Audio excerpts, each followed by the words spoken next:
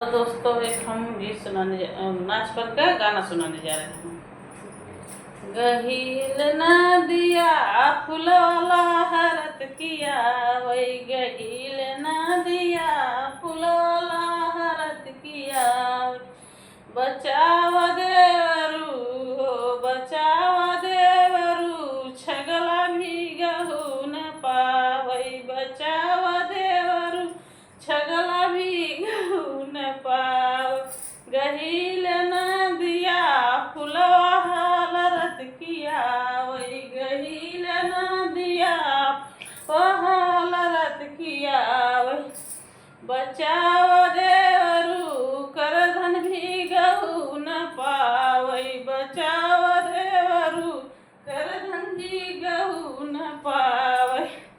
गहील नदिया फुलवा हरत किया, वही गहील नदिया फुलवा हरत किया। बचाव देवरू हो बचाव देवरू, हरवा भी गहू न पावई। बचाव देवरू हरवा भी गहू न पाव। गहील नदिया फुलवा हरत किया, गहील नदिया फुलवा हरत किया।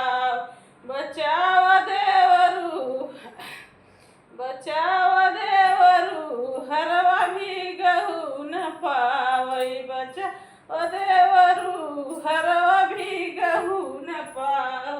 गहील नदिया फुलवा हरत किया, गहील नदिया फुलवा हरत किया। बचाव देवरू टिकवा भी गहू न पावई। बचाव देवरू टिकवा भी गहू न पावई।